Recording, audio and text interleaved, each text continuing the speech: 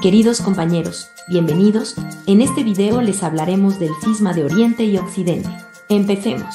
La palabra cisma significa división entre aquellos individuos que pertenecen a una misma fe o grupo religioso. Se ha usado para referirse a la ruptura que se produjo en 1054 entre las iglesias ortodoxa u oriental y romana u occidental. Pese a que este acontecimiento supuso la separación final entre ambas, no ha sido el único cisma sufrido por la Iglesia, pero sí uno de los más importantes. En Occidente, la Iglesia latina se encontraba dirigida por el papado, cuyo representante asumió ciertos poderes y concesiones, los cuales fueron vistos como una clara usurpación desde Oriente, donde el emperador bizantino y el clero sostenían una relación completamente diferente. Las numerosas disputas entre ambas iglesias acerca del calendario litúrgico, el uso del pan o las adiciones al credo, alcanzaron su momento de mayor tensión en el año 1054, cuando el Papa León IX y el patriarca Miguel Cerulario se excomulgaron mutuamente. Este acontecimiento marcó definitivamente la historia, ya que se produjo la separación absoluta entre ambas iglesias, que se mantiene hasta la actualidad. Personajes del cisma. Ignacio, patriarca de Constantinopla, 799 a 878. Era un hombre de exquisita piedad, pero excesivamente austero y rígido. Ignacio negó la Sagrada Comunión a César Bardas a causa de su conducta inmoral. Bardas juró vengarse de esta humillación y busca la alianza de Gregorio Asbesta. Focio era hombre erudito, tanto en ciencias profanas como sagradas, hábil político, pero soberbio y ambicioso. Existía una grave dificultad. Focio era seglar y los sagrados cánones prohibían su ascenso directo al episcopado.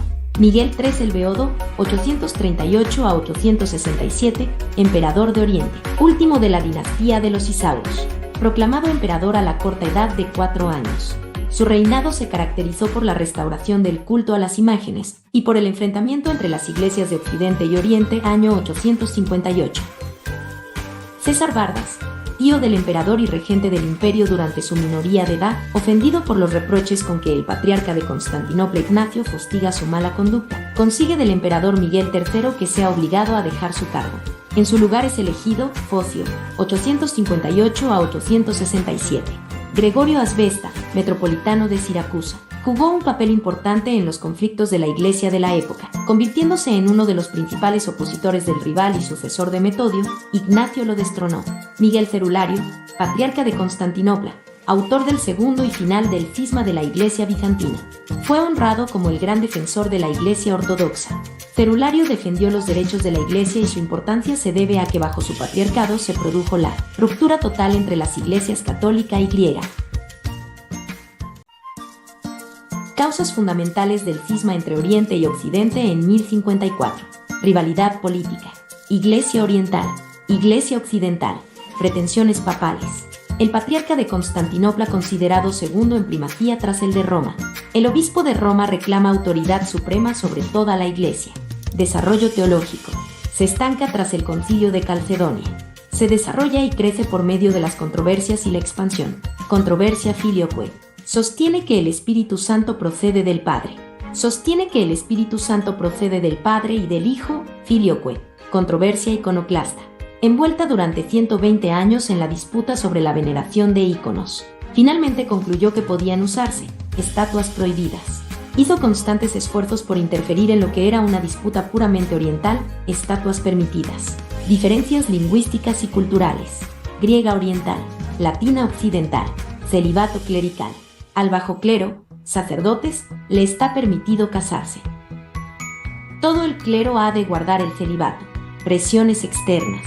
Los musulmanes hicieron continua presión sobre la Iglesia oriental.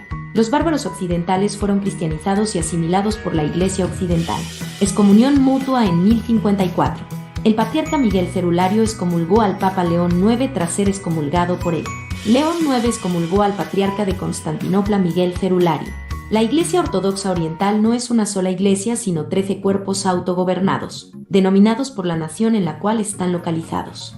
Ellas están unidas por su afinidad en los sacramentos, doctrina, liturgia y gobierno eclesiástico, pero cada una administra sus propios asuntos. La cabeza de cada iglesia ortodoxa se llama patriarca o metropolitana. El patriarca de Constantinopla, Estambul, Turquía, es considerado el patriarca ecuménico o universal. Él es lo más parecido a su contraparte, el Papa de la Iglesia Católica Romana. A diferencia del Papa, quien es conocido como Vicarius Filius Dei, el vicario del Hijo de Dios, el obispo de Constantinopla es conocido como el primus inter pares, el primero entre iguales. Él goza de honor especial, pero no tiene poder para interferir con las otras 12 comunidades ortodoxas. Los creyentes ortodoxos afirman la existencia de la Trinidad, la Biblia como la palabra de Dios, Jesús como Dios Hijo y muchas otras doctrinas bíblicas. A pesar de esto en doctrina, ellos tienen mucho más en común con los católicos romanos de lo que tienen con los protestantes. Existen algunas diferencias doctrinales entre la Iglesia Ortodoxa y la Iglesia Católica. Diferencias: Iglesia Ortodoxa, Iglesia Católica, Espíritu Santo, primado de Roma, infalibilidad, celibato, purgatorio, María mediadora. Evitan el término corredentora, no fue concebida sin pecado, no fue elevada corporalmente al cielo, mediadora, corredentora, concebida sin pecado, elevada corporalmente al cielo, Asunción. Decreto ecuménico del Concilio Vaticano II.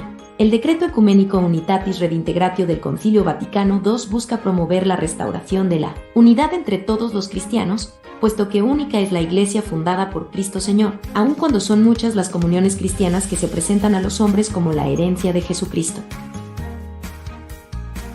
El documento hace referencia al ecumenismo, que se entiende como el conjunto de actividades y de empresas que, conforme a las distintas necesidades de la Iglesia y a las circunstancias de los tiempos, se suscitan y se ordenan a favorecer la unidad de los cristianos.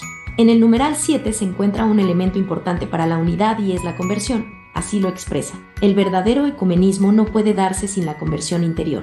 En efecto, los deseos de la unidad surgen y maduran de la renovación del alma, de la abnegación de sí mismo y de la efusión generosa de la caridad. Por eso tenemos que implorar del Espíritu Santo la gracia de la abnegación sincera, de la humildad y de la mansedumbre en nuestros servicios y de la fraterna generosidad del alma para con los demás. Otro elemento importante es la oración unánime, ya que la conversión del corazón y santidad de vida, juntamente con las oraciones privadas y públicas por la unidad de los cristianos, han de considerarse como el alma de todo el movimiento ecuménico, y con razón puede llamarse ecumenismo espiritual. Este documento del Sagrado Concilio desea ardientemente que los proyectos de los fieles católicos progresen en unión con los proyectos de los hermanos separados, sin que se pongan obstáculos a los caminos de la providencia y sin prejuicios contra los impulsos que puedan venir del Espíritu Santo, con el fin de alcanzar la unidad de todos los hermanos, así como el mismo Jesús lo quiso, que todos sean uno. Created using Powtoon.